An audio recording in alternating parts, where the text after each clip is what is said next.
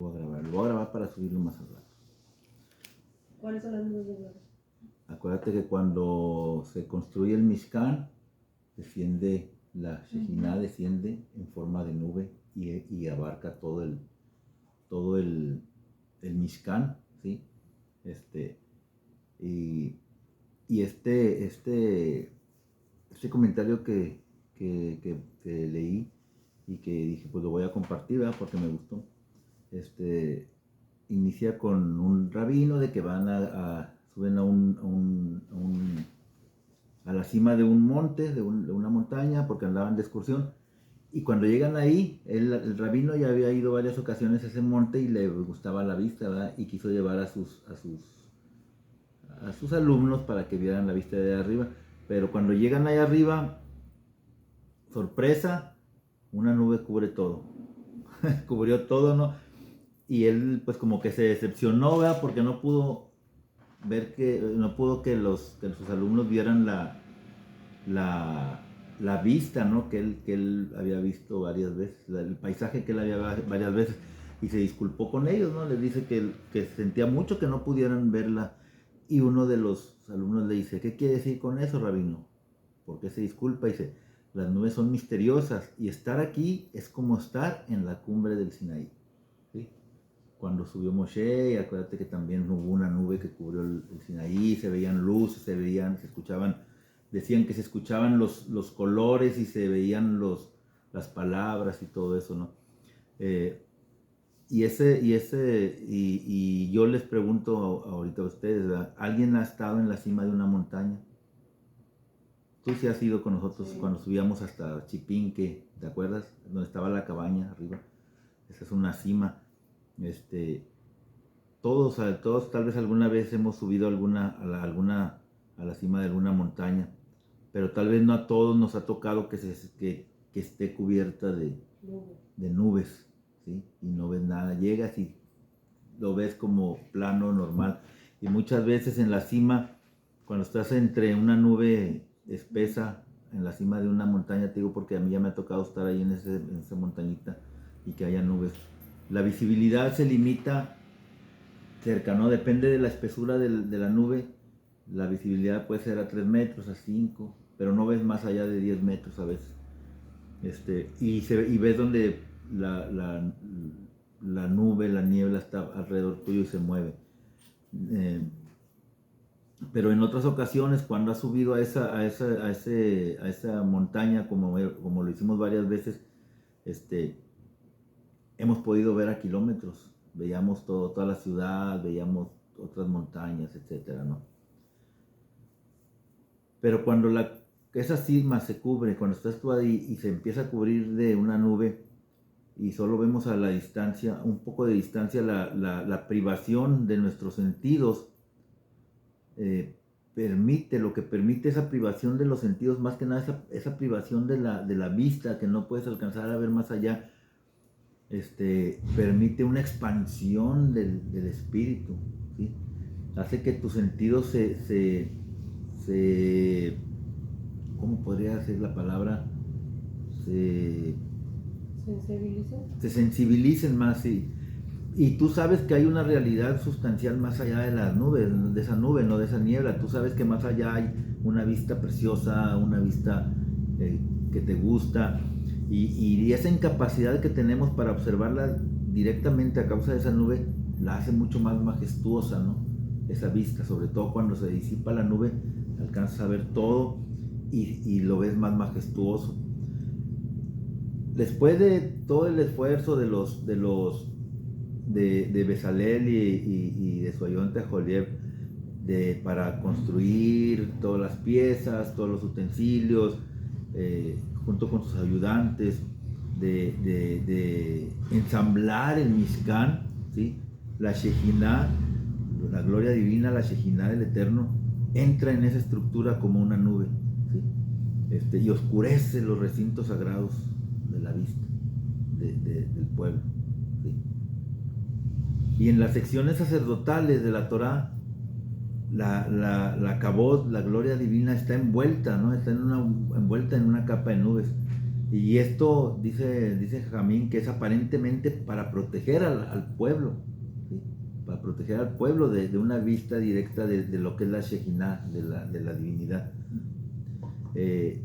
Israel Knoll, quien es erudito e historiador bíblico israelí y que es profesor de estudios bíblicos en la Universidad Hebrea de Jerusalén, él argumenta que estas representaciones también sirven para enfatizar el aspecto impersonal de la divinidad, ¿sí? Y para evitar ¿qué? Para evitar una imaginería antropomórfica, ¿sí? ¿Qué quiere decir el profesor Israel Knoll con esto? Que al estar esa nube, se evitaba que el pueblo comenzara a imaginar un aspecto de Hashem, un aspecto, a darle una forma de un ser humano, de un pájaro, etcétera, ¿no? ¿Por qué? Porque el Eterno es espíritu, el Eterno no tiene una forma física como nosotros. Pero sin embargo, puede ser que las nubes también hagan más accesible la divinidad, ¿sí? Y dan licencia a la imaginación para encontrar a Dios en esa misteriosa niebla, ¿sí?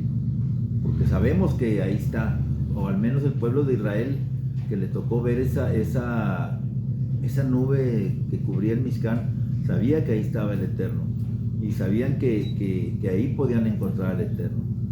Ahora, la presencia divina, ¿sí? La presencia divina ya no se estaba limitando a la cima de una montaña, como era el Har Sinaí, el monte Sinaí, sino que era hay una disculpa por ese ruido, estamos aquí cerquita de una pista de carreras, sino que iba a ser más accesible para todos, ¿verdad? Ya no iba a estar lejos allá en la cima de una montaña, sino que ahora iba a estar cerca de ellos en el Mishkan, justo en el centro del campamento, como al principio estaba el Mishkan, en el centro del campamento, ¿sí? Pero tiempo después, por situaciones del pueblo de Israel, el Mishkan, el tabernáculo, es puesto fuera del campamento, ¿no? Como una especie de reprimenda al pueblo por su insolencia y por ser duro de servicio. Pero aún así la Torá nos establece que cualquiera que buscaba al Eterno podía salir del campamento, acercarse al Mishkan, a la tienda de reunión, y encontrarlo, ¿sí? ¿Por qué? Porque de hecho todos podían ver a Moshe cuando hacía eso, ¿no?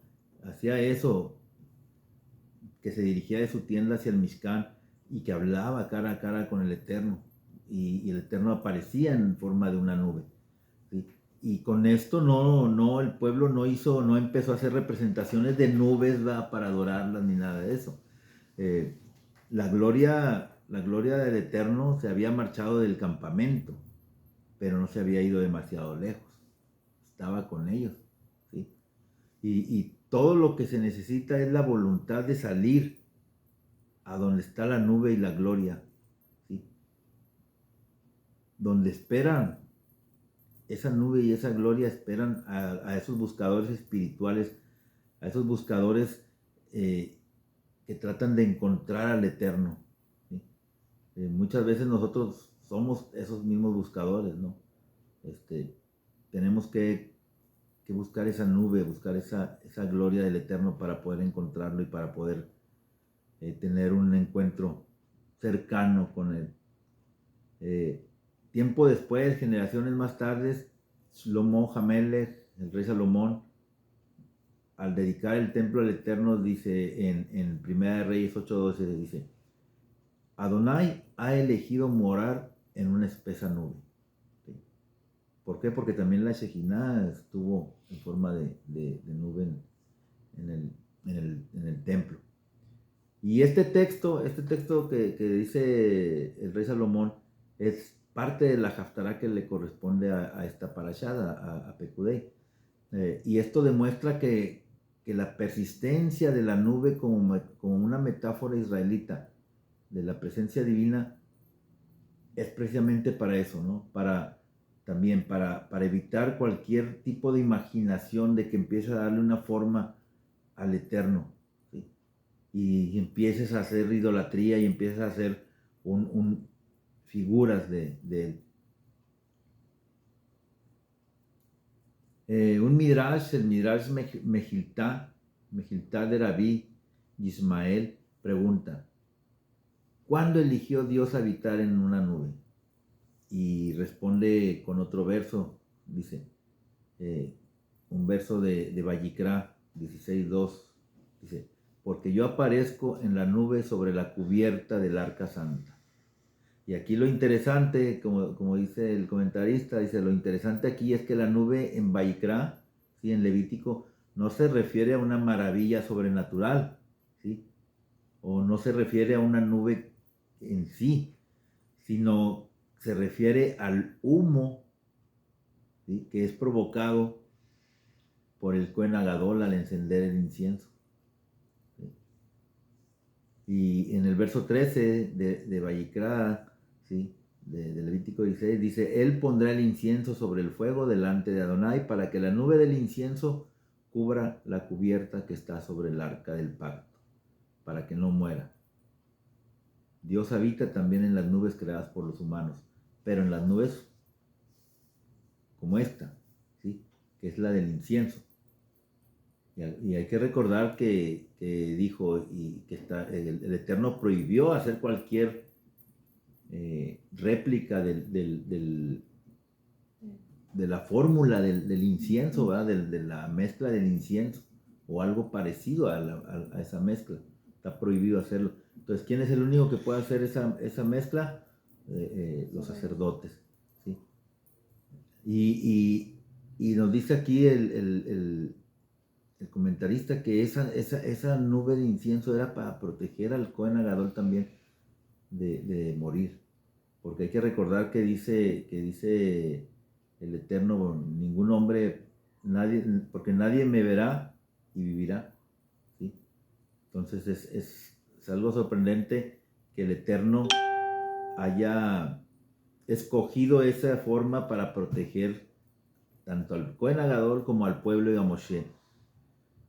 Y hay una progresión en ese juego desde el momento notable, ¿sí?, de la revelación en el Sinaí hasta la experiencia del pueblo de Israel en el tabernáculo y en el templo. El Eterno habita en una nube espesa, pero ¿dónde podemos encontrar esa nube? ¿Sí? Es una pregunta que nos podríamos hacer. ¿Dónde podemos encontrar esa nube? Y más nosotros que no hemos tenido la experiencia, ¿verdad?, que nunca, tal vez nunca vamos a tener esa experiencia como la del Sinaí, ni hemos sido testigos de esas nubes de gloria sobre el tabernáculo, y mucho menos haber visto al Cohen Agadol entrar al templo para quemar ese incienso en nombre nuestro, ¿no? ¿Cómo podemos nosotros experimentar esa gloria divina? Y nos dice el comentarista, dice: disponemos de 2 puntos de acceso, ¿sí?, para esto. Dice, y ambos son necesarios. Puede que nosotros no seamos Cohen Agadol, ¿sí?, no seamos el sumo sacerdote, no seamos ni siquiera sacerdotes. Dice, y que no quememos el incienso sagrado. Dice, pero tenemos el poder de orar. Dice, en el Salmo 141, verso 2, dice, David Hamelech dice: toma mi oración como ofrenda de incienso. Y Jajamín citan ese versículo para probar que la oración puede tomar el lugar de un sacrificio. El Eterno mora en el misterio de esa energía invisible. Cuando una persona o un grupo de personas crean una nube metafórica de gloria, ¿sí? Y no podemos explicar el poder de la oración, ¿sí? Una oración es poderosa y no se puede explicar ese poder, pero es en esa oración y en esa adoración al Eterno por medio de las oraciones y de los rezos donde nos podemos acercar más a experimentar esa Shejinah, esa presencia divina del Eterno, como cuando bajaba en forma de nube tanto al Mishkan como al templo sagrado. Y no es solo la oración que podemos, por medio de la oración que podemos sentir la presencia divina, sino también la podemos sentir en lugares de una belleza natural, ¿sí? Como cuando salimos a un bosque, como cuando estamos en un lugar, cuando estamos en la naturaleza, ¿sí? La nube siguió a Moshe montaña abajo, ¿sí? Cuando se construyó el Mishkan, entró en el tabernáculo y ahí permaneció accesible para el pueblo, justo fuera del campamento. Así la Shejinah nos puede seguir a nosotros después de que hacemos los rezos, después de que hacemos oraciones, después de que hablamos con el Eterno, ¿no? Y esto se puede dar aquí en casa, en la congregación, en la sinagoga, ¿sí? Nuestra habitación donde hacemos esas oraciones, esos rezos,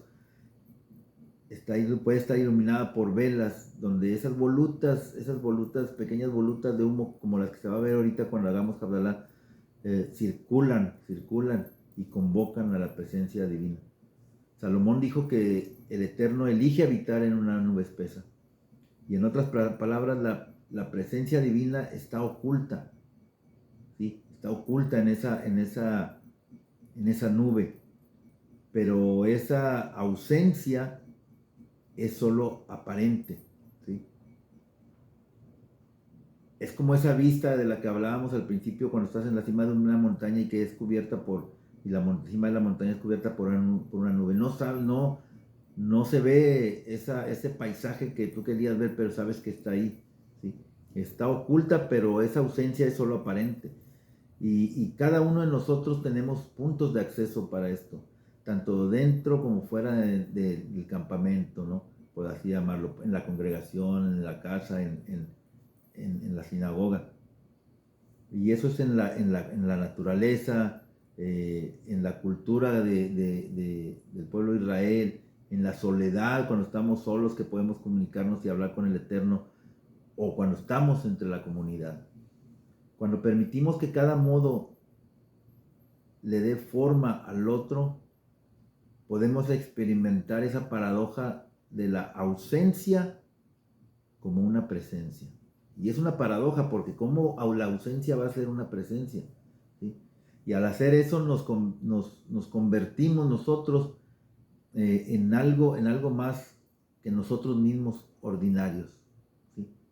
Sino que nos convertimos en un Mishkan, en un templo que estamos invitando a esa misteriosa nube a entrar en nuestras vidas. Así como la presencia divina entró en el tabernáculo. Y cómo debemos acercarnos a esa nube, debemos acercarnos con asombro, ¿sí? Con asombro y con reverencia, ¿sí? No reverenciar a la nube, sino con respeto porque sabemos que ahí está la presencia divina. Y cuando salgamos del medio de esa nube, de ese momento de rezos, de oraciones que hacemos, vamos a descender, al igual que Moshe, ¿sí? Con nuestros rostros iluminados por la gloria del Eterno. Y esto es algo que debemos de hacer, ¿no? Cuando hacemos los rezos, rezar y hacer nuestras oraciones para sentir esa presencia divina. Para que cuando terminemos, ahora sí, los demás digan, veo tu cara diferente, ¿sí? ¿Qué pasó con Moshe? Moshe tuvo que cubrir su rostro, ¿no? Por esa luminosidad, por esa luz que salía de su rostro. Entonces, le pido al Eterno en este momento que nos permita a todos nosotros poder accesar a esa nube de gloria y poder sentir esa presencia divina que en esa nube no se mira y parece que está ausente, pero ahí está. y la cual podemos experimentar. Shabbat Shalom, Shabbat Tov, que el Eterno los bendiga y pues vamos a, un momentito más, vamos a hacer Havdalah. Shabbat Shalom, Shabbat Tov.